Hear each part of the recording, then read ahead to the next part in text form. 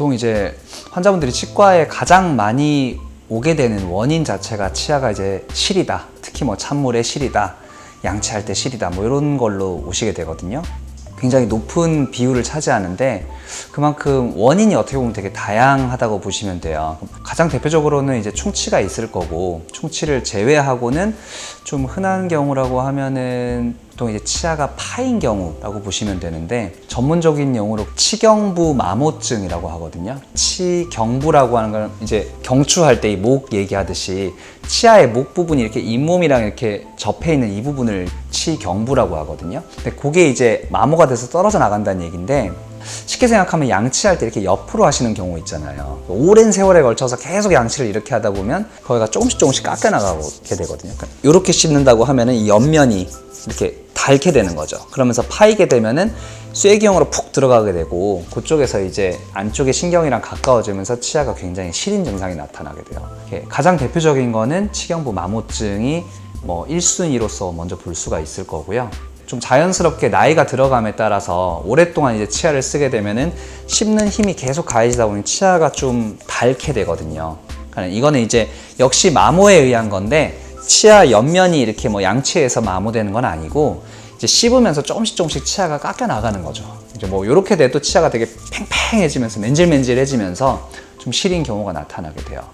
습관에 의한 경우도 있는데, 뭐 예를 들어서 탄산음료 같은 거를 많이 마신다거나, 뭐 산성 음료수 같은 거, 혹은 뭐 흔하진 않은데 뭐 레몬 같은 거를 되게 많이 마시는, 신음료를 되게 좋아하시거나 이렇게 되면은 그 치아가 화학적으로 조금씩 부식이 되거든요.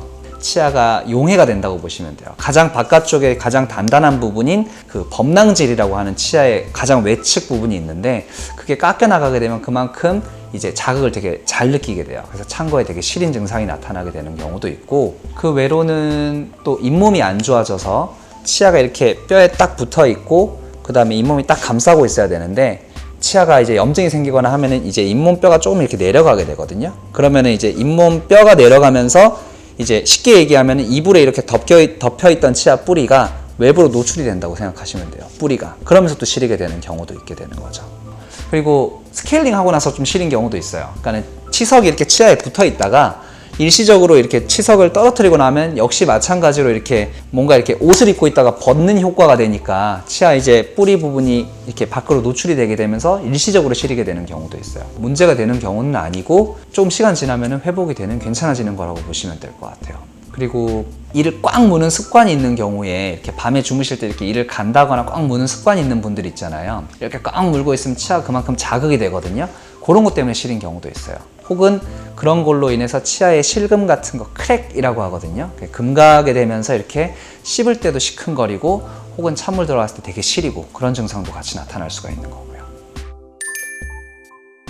일단 제일 처음에 설명드렸던 그 치경부 마모증이라고 하는 부분은 반드시 치료를 하시는 게 좋아요. 그러니까 양치를 할 때 자꾸 옆으로 하시고 하다 보면서 이제 치아가 마모가 되는 증상이 나타나는 건데, 옆면이. 그런 경우는 이제 살짝 그냥 떼워주는 정도로 치료가 가능하거든요. 근데 그거를 왜 치료를 해야 되냐면, 점점 이렇게 계속 파여가다 보면은 안쪽에 신경까지 접근하면 굉장히 이제 문제가 달라지게 되거든요. 그렇게 되면은 이제 단순하게 떼우는 게 아니고 신경 치료를 하고 치아를 완전히 씌우는 경우로 넘어가는 경우도 많은 거고, 이제 혹시 운이 좋아서 안 시리게 됐는데 이제 목 부분이 되게 얇아져 있는 거잖아요. 치경부, 그러니까 목 부분이 얇아져 있고 위에는 크니까 씹다 잘못하면 부러져 버려요. 이런 식으로.